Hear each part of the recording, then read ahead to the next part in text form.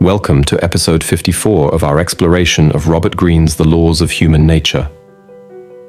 In this episode, we dive into the concept of the extreme entrepreneur, a fascinating example of how complex human behavior and success can be.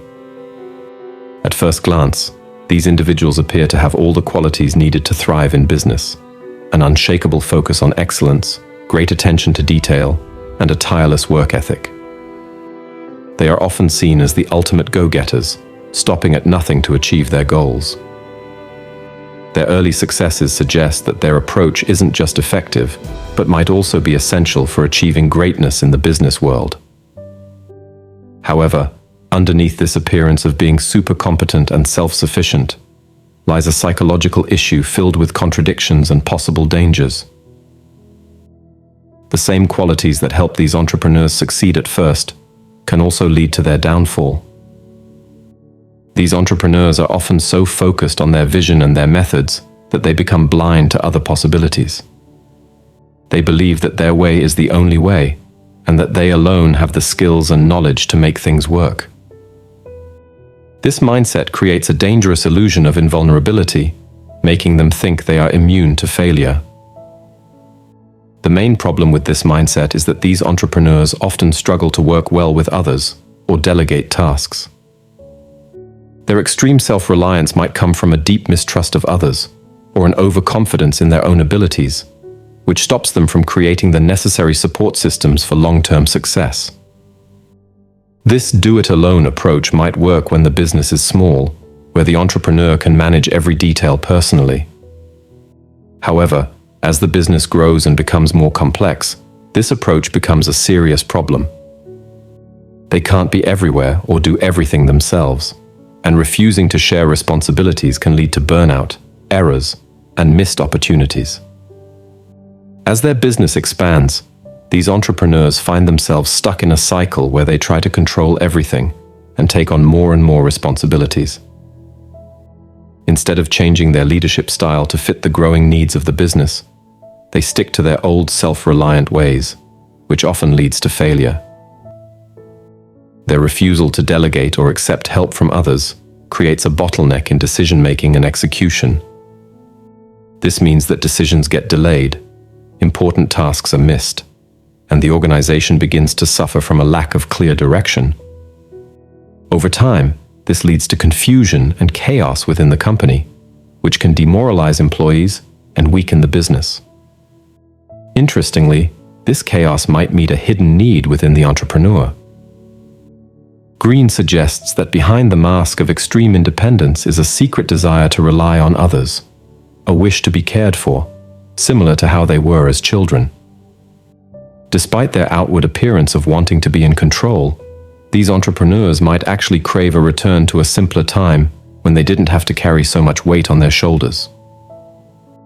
This internal conflict creates a self-destructive pattern where the entrepreneur unknowingly ruins their own success, eventually leading them to a point where they have no choice but to depend on others for help. Michael Jackson is given as a striking example of this behavior. Despite being incredibly controlling over his music and image, which helped him achieve remarkable success, he became increasingly dependent in his later years on a group of doctors, financial advisors, and managers to handle his daily life and career. His story illustrates how even the most successful and talented individuals can fall into a pattern of extreme control that ultimately leads them to become reliant on others. His career serves as a cautionary tale about the dangers of not adapting to change and failing to recognize the need for support and collaboration. Greene warns that there are often signs of this looming breakdown. These can include repeated health problems, which might indicate stress or burnout, or sudden demands for special treatment and pampering in daily life, which might reveal a deeper desire for comfort and care. But the clearest sign is the entrepreneur's failure to take corrective steps as they start losing control over their business and personal life. Instead of seeking help or changing their approach, they dig in their heels, believing they can manage everything alone, which only accelerates their downfall. This pattern of behavior doesn't just affect the entrepreneur. It can also harm the people around them, like employees, business partners, and even family members, who can become unintended victims of the entrepreneur's decline. The chaos and uncertainty created by the entrepreneur's actions can lead to stress, confusion, and frustration for those involved in the business.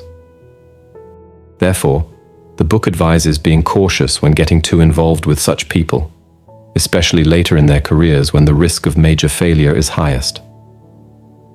It's important to recognize the warning signs early and to consider whether it's wise to continue to invest time, energy, or resources into a venture led by someone exhibiting these patterns. In the end, the story of the extreme entrepreneur serves as a warning about the dangers of being too self-reliant and the importance of finding balance in leadership. It shows the complex relationship between our conscious goals and hidden desires, reminding us that true success is not just about individual talent, but also about the ability to collaborate, delegate, and build lasting support systems. Ultimately, it highlights the need for self-awareness and the importance for leaders to face and integrate their shadow aspects, the parts of themselves they might not want to acknowledge, to achieve long-term success and personal happiness. Leaders must learn to embrace their vulnerabilities, seek support, and foster an environment where others can also contribute their strengths, creating a more sustainable and fulfilling path to success. We're now accepting a special kind of donation, your likes. Each one gives us the motivation to keep creating top-notch content for you. If something in this video resonated with you, share your thoughts and personal experiences in the comments below. Your insights could be valuable to someone else. Now, a quick reminder. Make it a habit to learn something beneficial every day. Remember, the content you consume is like food for your brain. Be intentional about it. Otherwise, the algorithm might end up influencing your thoughts. Give it some thought. And finally, don't forget to subscribe to our channel.